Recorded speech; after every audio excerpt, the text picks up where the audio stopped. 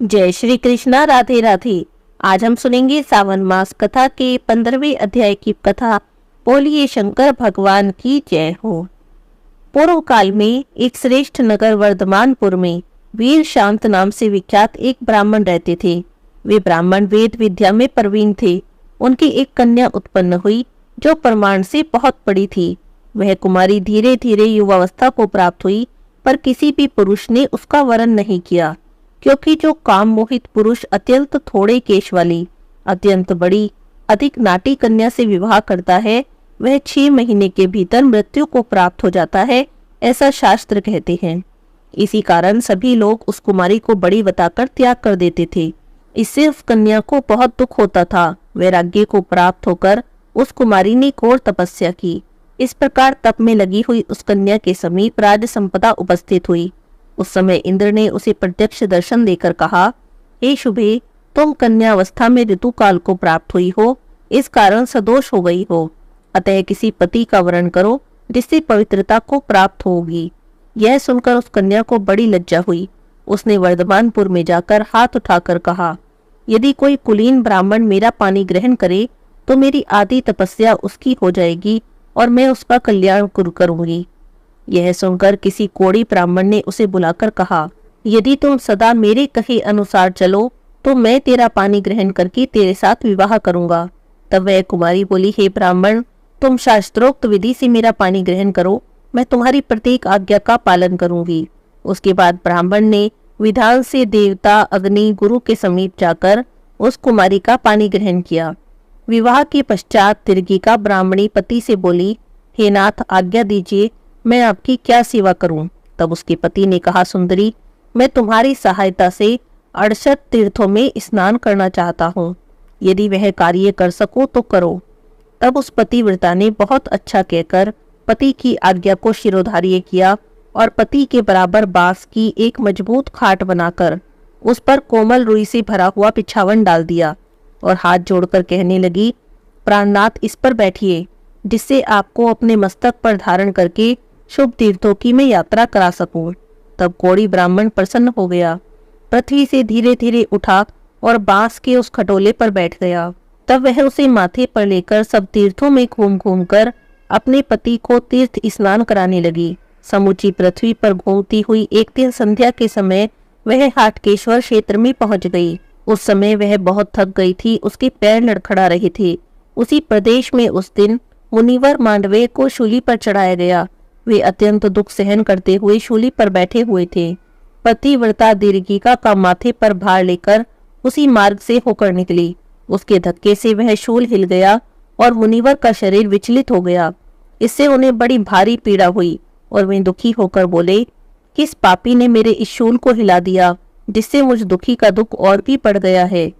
तब वह दीर्घिका कहने लगी, महाभाग, मैंने आपको देखा नहीं और भूल से आपका स्पर्श हो गया। तब मुनि बोले, निष्ठुरे, तुमने मुझे प्राणांत कारिणी पीड़ा दी है, इसलिए तुम्हारा अभिष्ट पति सूर्य की किरणों का स्पर्श होते ही मेरे श्राप से निश्चय ही अपने प्राणों का त्याग कर देगा। तब वह दीर्घिका कहने लगी, यदि प्रातःकाल मेरे पति की मृत्यु होगी तो अब प्रातःकाल या सूर्योदय होगा ही नहीं।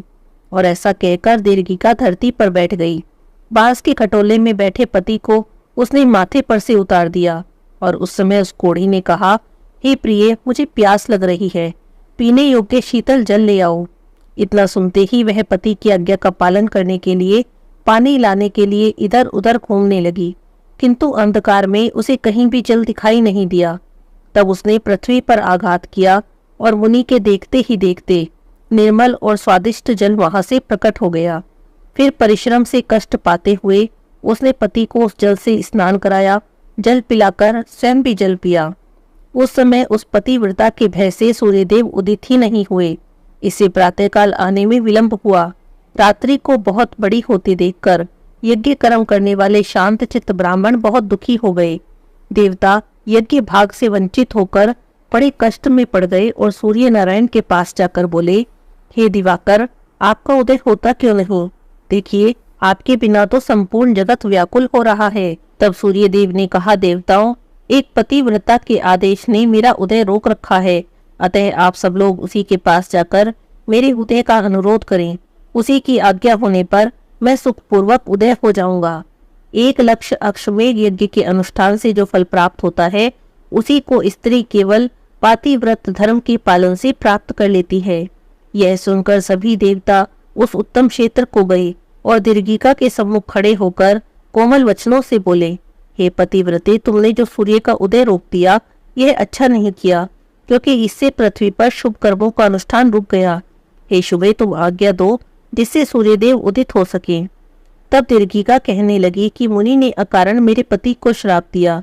जब मेरे पति ही नहीं रहेंगे तब मुझे सूर्योदय से, यज्ञ से, श्राद्ध से या दान आदि से क्या काम है।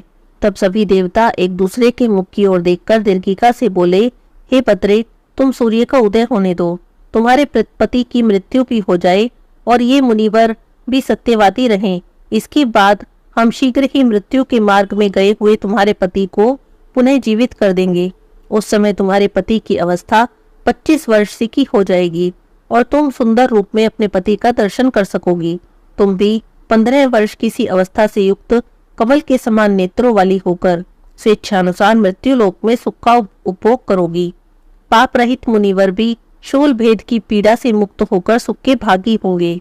तब दीर्घिका ने बहुत अच्छा कहकर देवताओं की बात मान ली। उसकी हाँ कहते ही भगवान सूर्य बड़े वेग से उदित हुए। सूर्य की किरणों का स्पर्श होते ही कौड़ी ब्राह्मण की मृत्यु हो गई, किंतु देवताओं के हाथों का स्पर्श पाकर वह पुनः जीवित हो गया। उसकी अवस्था 25 वर्ष की हो गई। जान पड़ता था जैसे दूसरे कामदेव वहां पर आ गए हों। उसे अपने पूर्व जन्म की सभी बातों का स्मरण था, अतः इस नूतन जन्म से उसे बड़ा हर्ष हो रहा था। उधर वह दीर्घिका भी भगवान शंकर का स्पर्श पाकर दिव्य लक्षणों से लक्षित युवती हो गई। उसके नेत्र कमल दल के समान शोभा पा रहे थे, मुख चंद्रमा के समान मनोहर प्रतीत होता था। उसके बाद देवताओं ने मुनिवर को भी शूली से उतारा और कहा, हे मुनि, आपने जो श्राप दिया था वह वचन आपका सत्य किया। सूर्य की किरणों के स्पर्श से वह कोढ़ी ब्राह्मण मर गया। उसके बाद पुनः हमने इस स्त्री के साथ उसे तरुण जीवन प्रदान किया है, अतः अब आप अपने आश्रम को पधारें। मुनिवर मांडवे को शूली पर चढ़ने का यह दुख क्यों सहना पड़ा, इसकी विस्तृत कथा हम अगले अध्याय में सुनेंगे। आज की ये कथा यहीं पर समाप्त होती है। बोलिए शंकर भगवान की जय हो। महादेव जी कहते हैं, हे पार्वती, दैत्यों का संहार करने के बाद भगवान विष्णु ने जहां अपने चक्र को धोया, वहीं 8 करोड़ तीर्थों को लाकर स्थापित किया। उसमें सुदर्शन को शुद्ध करके उन्होंने उस तीर्थ का नाम चक्र तीर्थ रख दिया। चक्र तीर्थ में कुल 8 करोड़ 80 हजार तीर्थ हैं। जो भी मनुष्य एकाग्रचित होकर वहां स्नान करता है, वह सभी तीर्थों में स्नान का पूरा फल प्राप्त करता है। एकादशी को या विशेषतः चंद्र या सूर्य ग्रहण के अवसर पर जो वहां स्नान करता है, उसे कोटि यज्ञ का फल प्राप्त होता है। पूर्व कल्प में इसका नाम कोटि तीर्थ था, दूसरे कल्प में श्रीनिधान, तीसरे में शतधार और चौथे में चक्र तीर्थ के नाम से इसकी प्रसिद्धि हुई। उस वैष्णव क्षेत्र का प्रमाण आधा कोस का बताया जाता है। उस क्षेत्र में ब्रह्म हत्या प्रवेश भी नहीं कर पाती। चक्र तीर्थ से पूर्व दिशा में महादेवी योगेश्वरी का स्थान है। पूर्व काल में महिषासुर नाम का एक बड़ा भयंकर दैत्य हुआ। वह इच्छा के अनुसार रूप धारण करने वाला था। तीनों लोगों को अपने वश में करके सुख से रहता था। एक समय ब्रह्मा जी ने एक मनोमयी कन्या उत्पन्न की। वह पृथ्वी पर प्रीतम सुंदरी थी। उस रूपवती कन्या ने बड़ी घोर तपस्या की। एक दिन देवऋषि नारद जी ने उस कन्या को देखा तो महिषासुर के पास गए। महिषासुर ने मुनि का बड़ा स्वागत सत्कार किया और कुशल मंगल पूछते हुए कहने लगे, नारद जी कहिए, यहाँ पधारने का क्या कारण है। तब नारद मुनि बोले, महादैत्य, जम्बूद्वीप में एक अनुपम सुंदरी कन्या उत्पन्न हुई। उसके जैसा रूप मैंने स्वर्ग, मृत्युलोक और पाताल में कहीं भी तो नहीं देखा और न ही सुना है। मुनि की बात सुनकर महिषासुर बड़ी सेना के साथ प्रभास क्षेत्र में आ गया, जहां पर की वह कन्या तप कर रही थी। वहां उस असुर ने कहा, भीरू, तुम मेरी स्त्री हो जाओ। यह तपस्या तुम्हारी जवानी के विरुद्ध है। उसकी बात सुनकर वह तपस्विनी हंसने लगी। हंसते समय उसके मुख से सहस्त्रों भयंकर स्त्रियां हाथों में अस्त्र शस्त्र लिए हुए निकली। उन सब ने महिषासुर की सारी सेना का संहार कर दिया। यह देखकर वह दैत्य कुपित हो गया और अपने तीखे सींग हिलाता हुआ उस देवी के सम्मुख आ गया। उसके साथ बड़ा भारी युद्ध करके अंत में वह महिष पकड़ा गया। देवी सींग पकड़कर उसके ऊपर चढ़ गई और पैरों से दबाकर उसे त्रिशूल से मार दिया, फिर तलवार से उसका मस्तक काट दिया। महिषासुर को मारा गया देखकर इंद्र आदि सभी देवताओं ने प्रसन्न होकर देवी की स्तुति की। देवता कहने लगे, हे महान सौभाग्यशालिनी देवी, तुम्हें नमस्कार है। तुम गंभीर स्वभाव वाली हो, तुम्हारी दृष्टि बड़ी भयंकर है। तुम सदा न्याय के पथ पर स्थित रहती हो। उत्तम सिद्धों की हे अधीश्वरी, तुम्हारे 3 नेत्र हैं और सब और मुख है। विद्या और अविद्या तुम्हारे स्वरूप हैं। तुम ही जया और विजया शक्ति हो, जपनीय मंत्र स्वरूपा हो। महिषासुर का मर्दन करने वाली हे देवी, तुम सर्वत्र व्यापक समस्त विद्याओं की स्वामिनी और विश्व रूपा हो। तुम्हें बारंबार नमस्कार है। तुम शोक से परे और ध्रुव स्वरूपा हो। पद्म पत्र के समान विशाल नेत्रों वाली हे देवी, तुम शुद्ध सतवगुण में स्थित हो। व्रत पारायण हो, तुम ही प्रचंड रूप धारण करने वाली हो। तुम्हें नमस्कार है। रिद्धि सिद्धि देने वाली हे देवी, तुम ही काल मृत्यु कराने वाली हो। धरती तुम्हें विशेष प्रिय है। तुम ही शांकरी, ब्राह्मणी और ब्राह्मी हो। संपूर्ण देवताओं से वंदित हे देवी, तुम्हें नमस्कार है। तुम्हारे हाथों में घंटा और शूल शोभा पाते हैं। हे देवी, तुम ही महामहिष दानव का मर्दन करने वाली हो। तुम्हारा रूप बड़ा भयंकर, नेत्र बड़े भयानक हैं। हे महामयी, तुम अमृत स्वरूपा और कल्याणमयी हो। तुम्हें बारंबार नमस्कार है। सर्वत्र व्याप्त रहते हुए भी सब कुछ देने वाली हे देवी, समस्त सात्विक वस्तुओं का उदय तुम्ही से होता है। तुम ही विद्या, पुराण और शिल्प कला की जननी हो। सब पूतों को धारण कराने वाली हो। सभी देव रहस्यों का आश्रय और समस्त सतोगुणी प्राणियों को शरण देने वाली हो। हे शुभे, तुम ही विद्या, अविद्या, प्रिया और अप्रिया हो। देवताओं की इस प्रकार स्तुति करने पर देवी ने मुस्कुराते हुए कहा कि वरदान मांगो। तब देवता कहने लगे, हे देवी, जो भी मनुष्य यहाँ इस स्तोत्र के द्वारा तुम्हारी स्तुति करे, वे पूर्ण काम हो। इस क्षेत्र में तुम सदा निवास करो। एवमस्तु कहकर देवी ने देवताओं और महर्षियों को विदा किया और स्वयं वही रहने लगी। जो भी मनुष्य आश्विन शुक्ला नवमी को उपवास करके भक्ति भाव से योगेश्वरी देवी का दर्शन करता है, उसके सभी पाप नष्ट हो जाते हैं। जो भी मनुष्य प्रातःकाल उठकर इस स्तोत्र को पढ़ता है, उसे जीवन भर भय का सामना नहीं करना पड़ता। आश्विन शुक्ला अष्टमी यदि मूल नक्षत्र से युक्त हो तो महाअष्टमी मानी जाती है। वह तीनों लोकों में अत्यंत दुर्लभ है। उस समय जगदम्बिका का पूजन करके मनुष्य अपने शत्रुओं पर विजय प्राप्त कर सकता है। बोलिए देवी भगवती योगेश्वरी देवी की जय हो। शंकर भगवान की जय हो। सूत जी कहते हैं, हे ब्राह्मणों, अब मैं आपसे परमात्मा शिव के नागेश नाम के परम उत्तम ज्योतिर्लिंग की कथा कहता हूँ। दारू नाम से प्रसिद्ध एक राक्षसी थी, जो देवी पार्वती के वरदान से सदा घमंड में भरी रहती। अत्यंत बलवान राक्षस दारुक उसका पति था। उसने बहुत से राक्षसों को साथ लेकर वहां सत्पुरुषों पर संहार मचा रखा था। वह लोगों के यज्ञ और धर्म का नाश करता फिरता था। पश्चिम समुद्र के तट पर उसका एक वन था, जो संपूर्ण समृद्धियों से भरा रहता था। उस वन का विस्तार सब ओर से 16 योजन का था। दारुका अपने विलास के लिए जहाँ भी जाती, वहीं भूमि, वृक्ष और अन्य सभी उपकरणों से युक्त वह वन भी चला जाता। देवी पार्वती ने उस वन की देखरेख का भार दारुका को सौंप दिया था। दारुका अपने पति के साथ इच्छानुसार उसमें विचरण करती। राक्षस दारुक अपनी पत्नी दारुका के साथ वहीं रहकर सबको भय देता। उससे पीड़ित प्रजा महर्षि और वकी की शरण में गई और उनसे अपना दुख कहा, और उन्हें शरणागतों की रक्षा के लिए राक्षसों को यह श्राप दे दिया कि ये राक्षस यदि पृथ्वी पर प्राणियों की हिंसा या यज्ञों का विध्वंस करेंगे तो उसी समय इनके प्राणों का अंत हो जाएगा। देवताओं ने जब यह बात सुनी, तब उन्होंने दुराचारी राक्षसों पर चढ़ाई कर दी। राक्षस घबरा गए। यदि वे लड़ाई में देवताओं को मारते तो मुनि के श्राप से खुद भी मर जाते, और यदि नहीं मारते तो पराजित होकर भूखों मर जाते। उस अवस्था में राक्षसी दारुका ने कहा कि भवानी के वरदान से मैं इस सारे वन को जहाँ चाहे वहां ले जा सकती हूँ। और ऐसा कहकर वह समस्त वन को ज्यों का त्यों लेकर समुद्र में जा बसी। राक्षस लोग पृथ्वी पर न रहकर जल में निर्भय रहने लगे और वहां के प्राणियों को पीड़ा देने लगे। एक समय बहुत सी नावें उधर से आ निकली जो मनुष्यों से भरी हुई थी। राक्षसों ने उनमें बैठे हुए लोगों को पकड़ लिया, बेड़ियों से बांधकर कारागार में डाल दिया।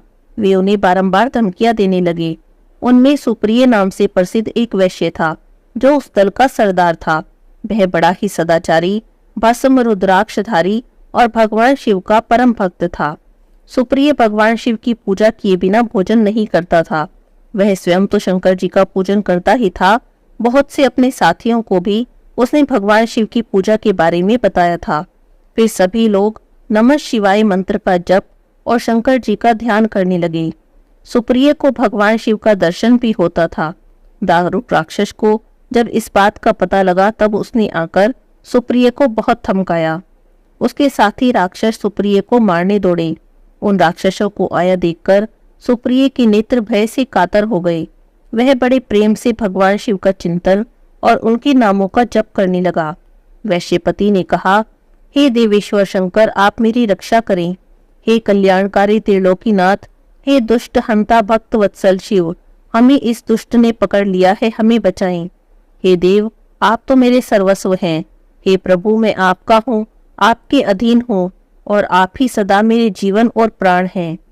सूत जी कहते हैं, सुप्रिय के इस प्रकार प्रार्थना करने पर भगवान शंकर एक विवर से निकल पड़े। उनके साथ ही 4 दरवाजों का एक उत्तम मंदिर भी प्रकट हो गया। उसके मध्य भाग में अद्भुत ज्योतिर्मय शिवलिंग प्रकाशित हो रहा था। उसके साथ शिव परिवार के सभी लोग विद्यमान थे। सुप्रिय ने वहां दर्शन किया, पूजन किया। पूजित होने पर भगवान शंभु ने प्रसन्न होकर स्वयं पाशुपतास्त्र लेकर प्रधान प्रधान राक्षसों, उनके सारे उपकरणों और सेवकों को तत्काल ही नष्ट कर दिया। उन दुष्ट हंता शंकर जी ने अपने प्रिय भक्त की रक्षा की। उसके बाद अद्भुत लीला करने वाले और लीला से ही शरीर धारण करने वाले शंभु ने उस वन को वर दिया कि आज से इस वन में सदा ब्राह्मण, क्षत्रिय, वैश्य और शूद्र, इन चारों वर्णों के धर्मों का पालन हो। यहाँ श्रेष्ठ मुनि निवास करें, तमोगुनी राक्षस इसमें कभी न रहें। शिव धर्म के उपदेशक, प्रचारक और प्रवर्तक लोग इस वन में निवास करें।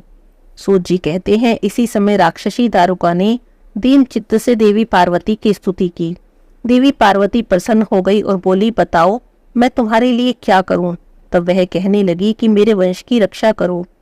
देवी ने कहा, मैं सच कहती हूँ, मैं तेरे कुल की रक्षा करूंगी।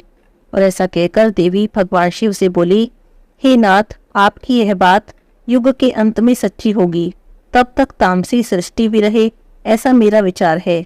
मैं भी आप ही की हूँ और आपके ही आश्रय में रहती हूँ, अतः मेरी बात को भी प्रमाणित कीजिए, यदि सत्य कीजिए। यह राक्षसी दारुका देवी है, मेरी ही शक्ति है और राक्षसियों में बलिष्ठ है, अतः यही राक्षसों के राज्य का शासन करें।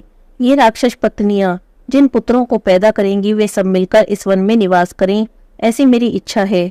तब भगवान शिव ने कहा, प्रिय, यदि तुम ऐसी बात कहती हो तो मेरा वचन सुनो। मैं भक्तों का पालन करने के लिए प्रसन्नता से इस वन में रहूंगा।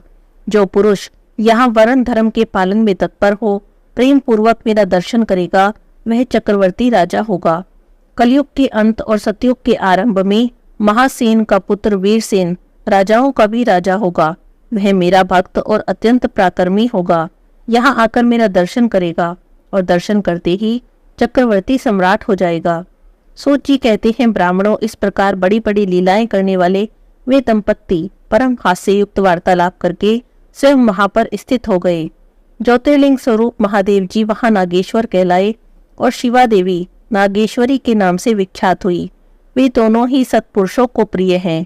इस प्रकार ज्योतियों के स्वामी नागेश्वर महादेव जी ज्योतिर्लिंग के रूप में प्रकट हुए। वे तीनों लोकों की संपूर्ण कामनाओं को सदा पूर्ण करने वाले हैं। जो प्रतिदिन आदर से नागेश्वर के प्रादुर्भाव की इस कथा को सुनता है, वह मानव महापातकों का नाश करने वाले संपूर्ण मनोरथों को प्राप्त कर लेता है। बोलिए शंकर भगवान की जय हो, पार्वती माता की जय हो, नागेश्वर भगवान की जय हो।